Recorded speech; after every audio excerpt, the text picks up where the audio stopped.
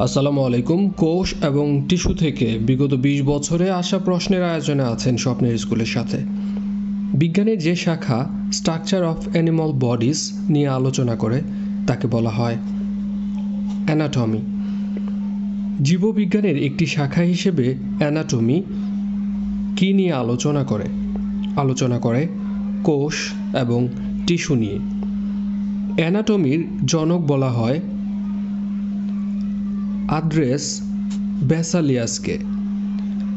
Fabric of human body গ্রন্থটি কার লেখা?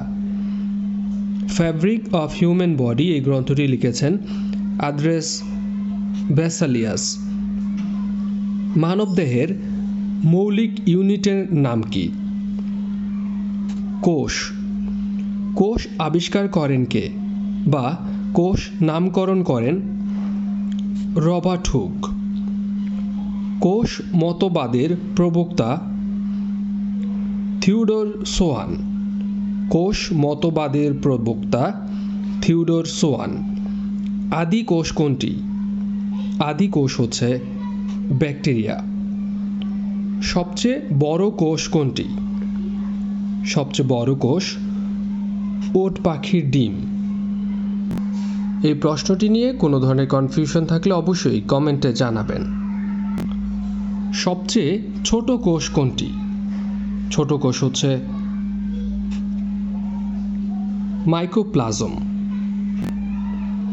কোনটি এককোষী প্রাণী? এককোষী প্রাণী হচ্ছে অ্যামিবা। পৃথিবীর প্রথম সৃষ্ট জীব কোনটি? পৃথিবীর প্রথম সৃষ্ট জীব হচ্ছে অ্যামিবা। প্রাণীদের দেহে দীর্ঘতম কোষ কোনটি? দীর্ঘতম কোষ হচ্ছে নিউরন। কোনটি দেহকোষ নয়? দেহকোষ নয়, শুক্রাণু। বহুকোষী প্রাণী নয় কোনটি?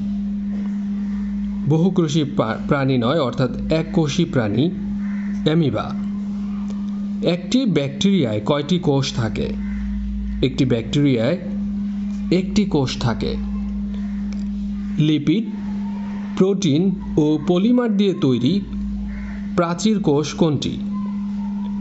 ব্যাকটেরিয়া। ছত্রাকের কোষ প্রাচীর কী দিয়ে তৈরি? ছত্রাকের কোষ প্রাচীর কাইটিন দিয়ে তৈরি। সকল সজীব কোষে থাকে সাইটোপ্লাজম। উদ্ভিদ ও প্রাণীর প্রোটোপ্লাজমের গঠন একই রকম হয় এই সিদ্ধান্ত কে দেন? এই সিদ্ধান্ত দেন ফন্টানা। দেহের রাসায়নিক কারখানা কোনটি? সাইটোপ্লাজম। প্লাস্টিড কোথায় থাকে? প্লাস্টিড থাকে সাইটোপ্লাজমে। সবুজ প্লাস্টিডের নাম কি? সবুজ প্লাস্টিডের নাম ক্লোরোপ্লাস্ট। নিচের কোন রঞ্জক পদার্থের জন্য ফুল বিচিত্র বর্ণের হয়ে থাকে বা কোনটির জন্য পুষ্প রঙিন ও সুন্দর হয়ে থাকে? ক্রোমোপ্লাস্ট। অসবুজ উদ্ভিদ নিচের কোনটি? ছত্রাক। ক্লোরোফিল অণুর উপাদান কি? ম্যাগনেসিয়াম। কি কারণে সবুজ টমেটো পাকার পর লাল হয়? ক্লোরোপ্লাস্ট রূপান্তরিত হয়ে ক্রোমোপ্লাস্টে পরিণত হয়। সবুজ টমেটো পাকার পর লাল হয় কেন? লাল হওয়ার কারণ ক্লোরোফিল তৈরি বন্ধ হয়ে যায়। সবুজ ফল পাকলে রঙিন হয় কেন? সবুজ ফল পাকলে রঙিন হয় জ্যান্থোফিল থাকার কারণে। পাকা ফলের রং হলুদ হয় কোন রাসায়নিক পদার্থের আধিক্যের কারণে? জ্যান্থোফিল বেশি থাকে বলে। কোষের শক্তি উৎপাদন করে বা কোষের শক্তিঘর বলা হয় মাইটোকন্ড্রিয়াকে। মাইটোকন্ড্রিয়ায় কত ভাগ প্রোটিন থাকে? মাইটোকন্ড্রিয়ায় 73% প্রোটিন থাকে। মাইটোকন্ড্রিয়ার কোষে কী ধরনের অঙ্গাণু থাকে? শ্বসন অঙ্গাণু থাকে। মাইটোকন্ড্রিয়া অনুপস্থিত ব্যাকটেরিয়া, অর্থাৎ এতে ব্যাকটেরিয়া থাকে না। প্রোটিন ফ্যাক্টরি বলা হয় কোনটিকে? রাইবোজোমকে। জীবকোষের কোন স্থানে প্রোটিন সংশ্লেষণ হয়? সংশ্লেষণ হয় রাইবোজোমে। কোষের প্রাণ শক্তি বলা হয় কোনটিকে? কোষের প্রাণ শক্তি বলা হয় নিউক্লিয়াসকে। কোষের মস্তিষ্ক বলা হয় কোনটিকে? নিউক্লিয়াসকে।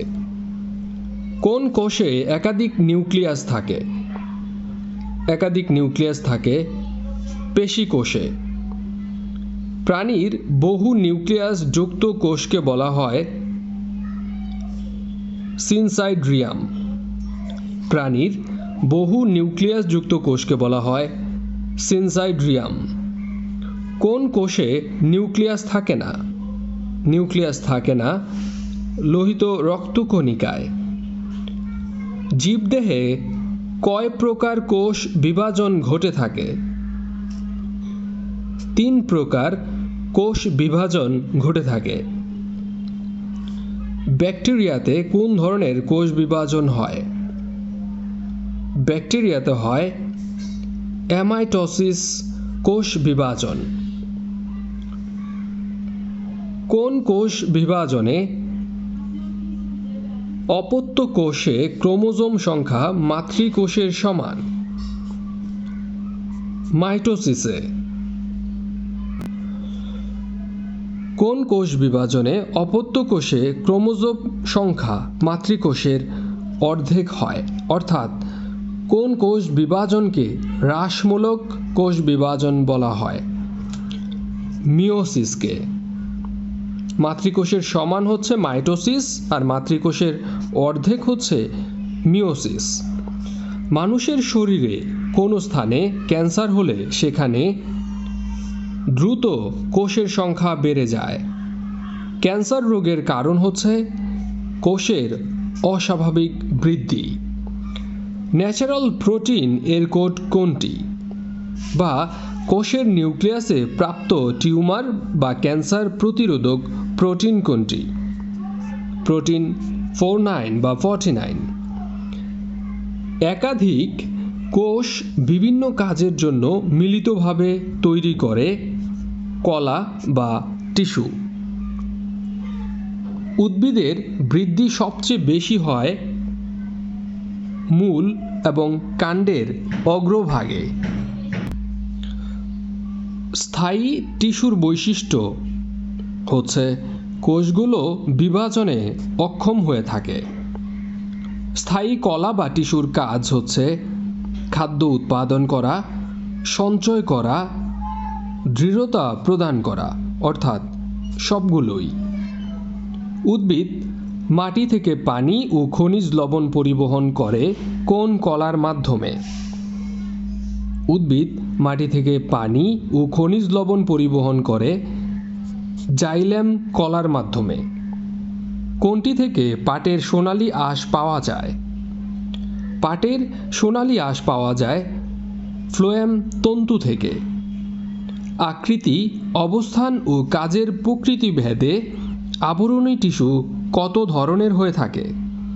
আবরণী টিস্যু হয়ে থাকে 3 ধরনের। হৃৎপিণ্ড কোন ধরনের পেশি দ্বারা গঠিত? হৃৎপিণ্ড বিশেষ ধরনের অনৈচ্ছিক পেশি দ্বারা গঠিত। এতক্ষণ ছিলেন স্বপ্নের স্কুলের সাথে। আমাদের প্লেলিস্টগুলো থেকে টপিক ভিত্তিক ভিডিও দেখতে থাকুন।